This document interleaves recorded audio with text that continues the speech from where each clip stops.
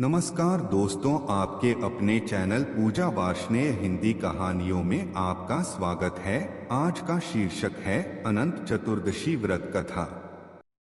इस साल 28 सितंबर को अनंत चतुर्दशी है।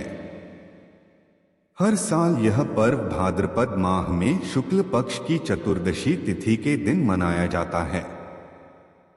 अनंत चतुर्दशी पर भगवान विष्णु के अनंत रूप की पूजा की जाती है, इसलिए इसे अनंत चतुर्दशी के नाम से जाना जाता है।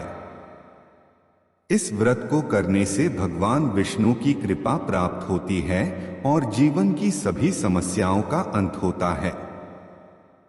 इस दिन विधि विधान से भगवान विष्णु की पूजा के साथ ही इसकी व्रत कथा भी जरूर पढ़नी या सुननी चाहिए। आइए जानते हैं क्या है अनंत चतुर्दशी की व्रत कथा। बहुत समय पहले एक तपस्वी ब्राह्मण था जिसका नाम सुमंत और पत्नी का नाम दीक्षा था। उनकी सुशीला नाम की एक सुंदर और धर्मपरायण कन्या थी। जब सुशीला कुछ बड़ी हुई तो उसकी मां दीक्षा की मृत्यु हो गई। तब उनके पिता सुमंत ने कर्कशा नाम की स्त्री से विवाह कर लिया।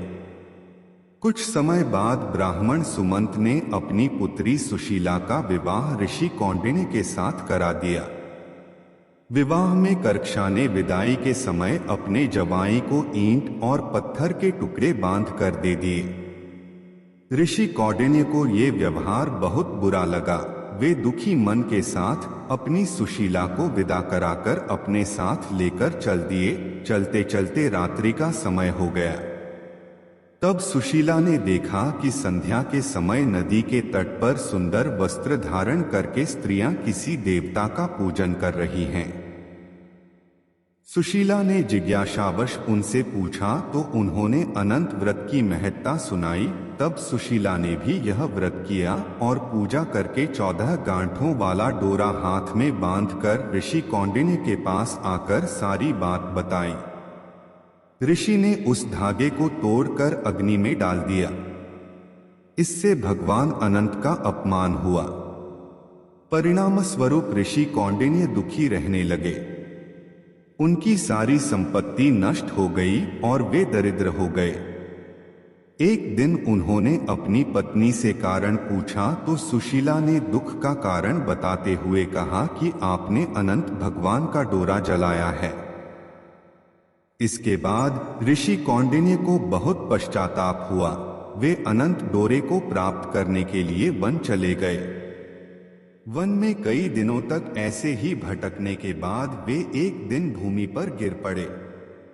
तब भगवान अनंत ने उन्हें दर्शन दिया और कहा कि तुमने मेरा अपमान किया, जिसके कारण तुम्हें इतना कष्ट उठाना पड़ा, लेकिन अब तुमने पश्चाताप कर लिया है। मैं प्रसन्न हूं। तुम घर जाकर अनंत व्रत को विधि पूर्वक करो। 14 वर्षों तक व्रत करने से तुम्हारे सारे कष्ट दूर हो जाएंगे और तुम दोबारा संपन्न हो जाओगे। इस प्रकार ऋषि कौंडिन्य ने विधि पूर्वक व्रत किया और उन्हें सारे कष्टों से मुक्ति प्राप्त हुई।